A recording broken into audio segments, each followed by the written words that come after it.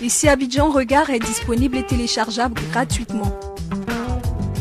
Ici Abidjan Regard, c'est plus de photos, moins de tests, un contenu plus soft et mieux affiné. Ici Abidjan Regard, nous croisons tous les regards de ceux qui font Abidjan.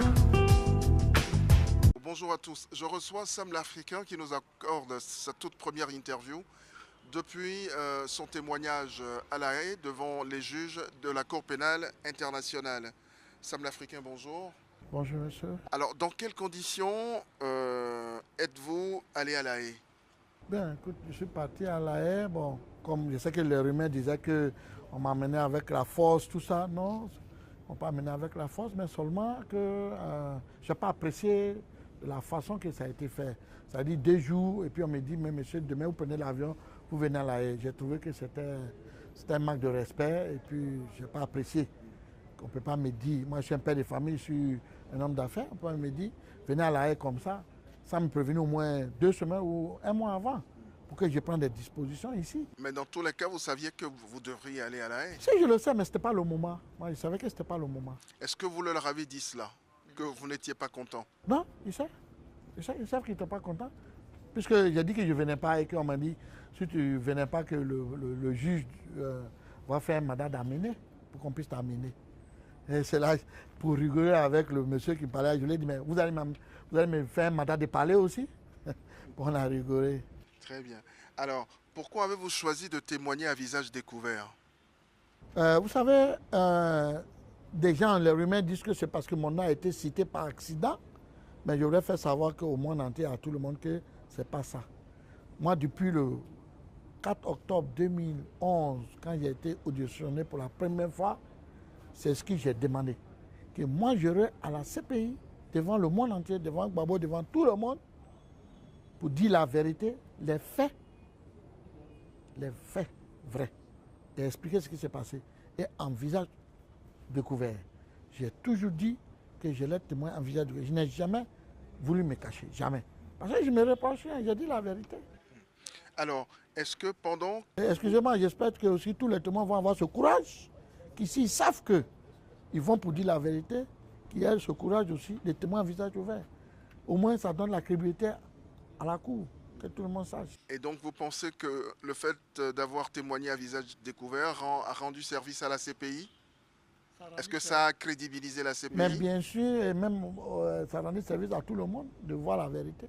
C'est votre vérité à vous? C'est les faits vrais. Ce n'est pas moi qui ai écrit l'histoire, je ne l'ai pas écrit. J'ai vécu l'histoire.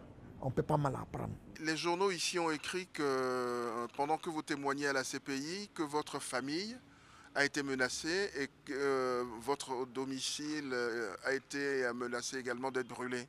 Est-ce que c'est vrai? Vous nous confirmez cela? Oui, c'est vrai. Qui vous a menacé? Qui a menacé votre famille? Je ne sais pas, je n'étais pas ici, mais vraiment, il recevait des messages sur les réseaux sociaux. Mon fils a reçu des appels. Bon, de toute façon, on a géré ça, hein, Dieu merci, bon, ça va. Et justement, en parlant des réseaux sociaux, les réseaux sociaux ne vous ont pas du tout ménagé quand tout le monde a appris que vous devriez aller témoigner à La Haye et on vous a traité de traître. Qu'est-ce que vous répondez aujourd'hui à ces gens? Vous savez, si les traitent les gens de traite, ça ne fait rien. C'est-à-dire? C'est-à-dire que ceux même les traites là, c'est qui sont en train de traiter les gens de traite. Parce que ceux qui m'ont traité de traite, qui m'ont menacé de traite, ce sont des traites. Ils sont là. Donc on se connaît. Vous voulez parler de l'autre aile du FPI? Non, je ne dis pas le nom de quelqu'un, je dis les traites. Quand un traite de traite, ça ne fait pas mal. Alors, quand il a été révélé par inadvertance votre nom par l'administration judiciaire de la CPI, l'autre FPI, le FPI d'Abdourahmane Sangaré... Il n'y a pas de FPI d'Abdourahmane, il faut dire les noms. Moi, je ne connais pas de FPI d'Abdourahmane. Bon, dis monsieur Koné Aboubakar et Abdourahmane Sangaré ont tenu une conférence de presse. Voilà. Mais il représente l'autre FPI dans tous les cas. Le président connaît qu'un seul FPI en Côte d'Ivoire ici. C'est pas le débat de notre entretien. Donc, bon, voilà. Alors, donc, Abdourahmane Sangaré et Koné Boubacar n'ont pas eu des mots tendres vis-à-vis de vous. Qu'est-ce que vous leur répondez aujourd'hui? Je les pardonne. Je les pardonne. Je pense qu'ils ne sont pas assez sages. Ils ne sont pas assez sages. Des gens qui ont fréquenté le président Laurent Gbagbo devaient être plus intelligents que ça. Moi, je suis très intelligent parce que mon professeur, c'est le président Gbagbo. Donc je suis fier de moi-même, de mon intelligence et de ma sagesse. Je les pardonne. Je les pardonne. Je trouve qu'il manque de sagesse, je pense. Parce que je suis revenu, ils n'ont pas tenu à faire une conférence de presse pour s'excuser ou venir s'excuser auprès de moi. Moi, j'ai reçu le fils du président Laurent Gbagbo, Michel, en qualité de petit frère, et il a dit, je suis venu te saluer en qualité de petit frère au grand frère, en titre personnel. Et je le remercie, je pense qu'il est sage. Je le remercie. Alors, M. Sam l'Africain, est-ce que depuis votre retour, vous avez reçu des menaces? Sincèrement, non. Sincèrement, vous savez, je dis la vérité. Aujourd'hui, on m'appelle Monsieur la vérité. Je n'ai pas reçu des menaces personnellement, ni venant de quelqu'un ou ni sur les réseaux sociaux. Je sens que j'ai libéré la Côte d'Ivoire, j'ai réconcilié les Ivoiriens, j'ai ramené la paix parce que toute la Côte d'Ivoire en joie. Et ça me fait plaisir. Je vais à gauche, on veut me toucher. Je vais à droite, on veut me toucher. Je vais devant, tout le monde veut me toucher. Donc, je pense que toute la Côte d'Ivoire est heureuse. Finalement, vous êtes devenu un héros? Bon, ça c'est vous qui dites, mais tout ce que Dieu fait est bon. Vous savez, personne ne peut fuir son destin. Alors, mais chaque fois que quelqu'un va à La Haye et il en revient, il dit, le président Gbagbo m'a dit. Bon, finalement, on se demande, est-ce que c'est quand même pas un peu démagogique? Qu'est-ce qu'il vous a dit? Oui, écoutez. Si important? Oui, mais j'ai dit que ça là, je réserve ça pour ma tournée. Mais quelque part aussi, je sais qu'en matière de justice, les témoins n'ont pas un contact physique direct avec les accusés. Mais comment ça se... On ne peut pas dire ça puisqu'on était ensemble dans la... Est-ce que vous avez eu vraiment le temps de parler avec le président Gbagbo ou vous avez passé, vous avez parlé par avocat interposé? Vous attendez Ganois et Ganois, là, vous attendez Ganois, le grand meeting des Ganois, je rendrai le message du président et ce qu'il pense de sa famille. Vous avez plus parlé au cours de votre conférence de presse tout à l'heure du président Gbagbo que de Charles Blé Goudé.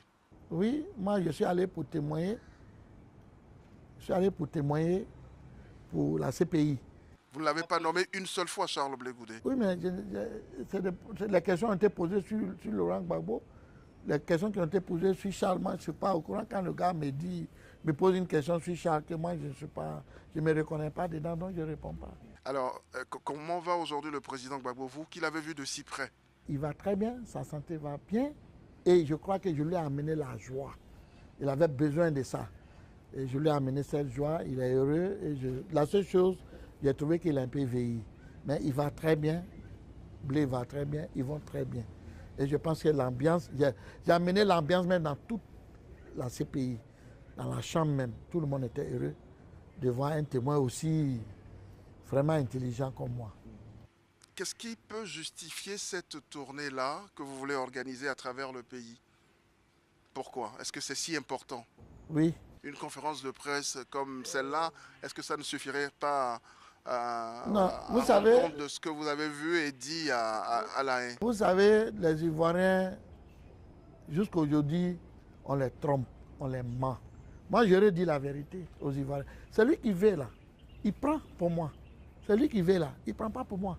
Mais j'aurais dit la vérité, qu'on arrête de tromper les gens. Qu'on arrête de tromper les gens. Ils n'ont qu'à reconnaître le mal qu'ils ont fait à Gbagbo et aux Ivoiriens. Ils n'ont qu'à reconnaître. Ils n'ont qu'à reconnaître.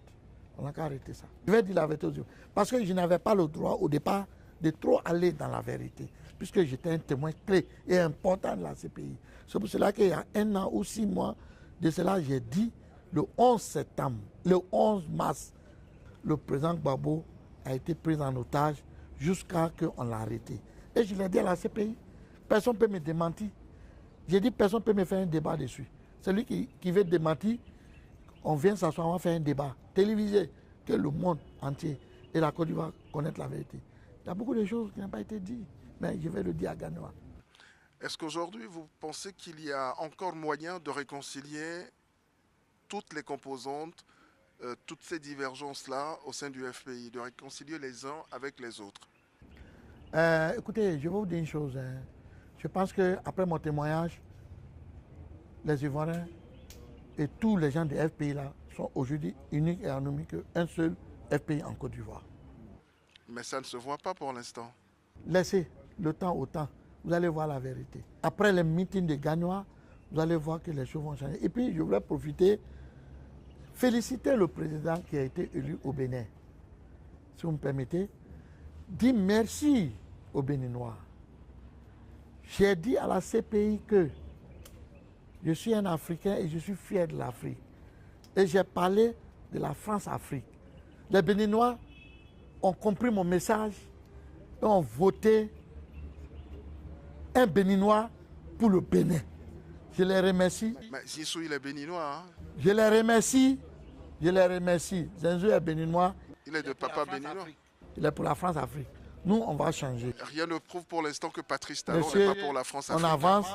Je vous dis que je remercie les Béninois et je veux féliciter le président au Bénin. Je veux le féliciter. Et je veux féliciter les Béninois pour l'éveil démocratique. De leur réveil démocratique et de leur conscience, le réveil de conscience. Je remercie aussi le peuple de Burkina. Ce peuple, le peuple intègre, je les remercie. Je les félicite. Et je pense que ça va venir. Beaucoup des Africains vont prendre conscience. Je vous remercie. Je vous remercie. Ici Abidjan Regard est disponible et téléchargeable gratuitement. Ici Abidjan Regard, c'est plus de photos, moins de tests, un contenu plus soft et mieux affiné. Ici Abidjan Regard, nous croisons tous les regards de ceux qui font Abidjan.